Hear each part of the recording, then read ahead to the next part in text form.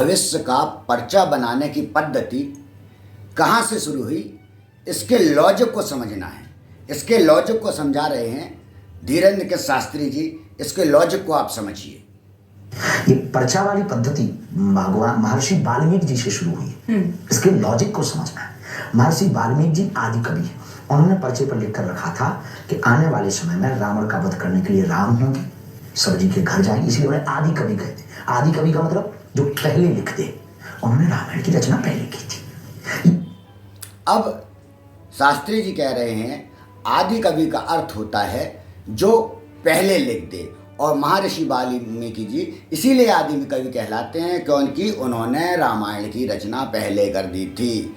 आदि कवि का अर्थ होता है प्रथम कवि, और श्री वाल्मीकि जी हमारे सनातन के प्रथम कवि हैं और इसीलिए उन्हें आदि कवि कहा जाता है। और दूसरा आप ज्ञान दे रहे हैं कि उन्होंने रामायण की रचना पहले कर दी थी, इसीलिए वो आदि कवि कहलाए। तो आप ये चीज़ भी कह रहे हैं कि रामायण की रचना रामायण होने के पहले हो गई थी। ये कहीं किसी भी चीज़ में कहीं प्रमाण नहीं है या लेख मिलता है कि रामायण की रचना पहले लिखी गई थी। अब आगे आप क्या कहते हैं?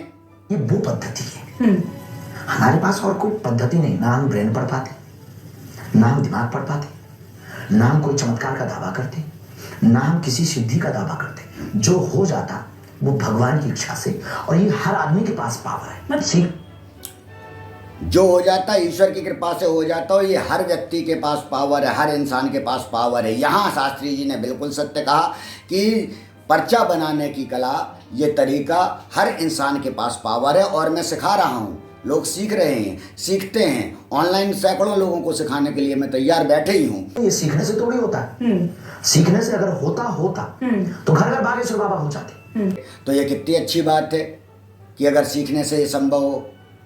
तो यदि कोई भी व्यक्ति सीखना चाह रहा है तो मैं ऑनलाइन ही लोगों को पर्चा बनाने की जो आप सिद्धि कहते हैं आपने प्राप्त की है, वो मैं सिद्धि सिखाता हूँ, और लोग सीख चुके हैं, सीख रहे हैं, और भविष्य में भी सीखते जाएंगे।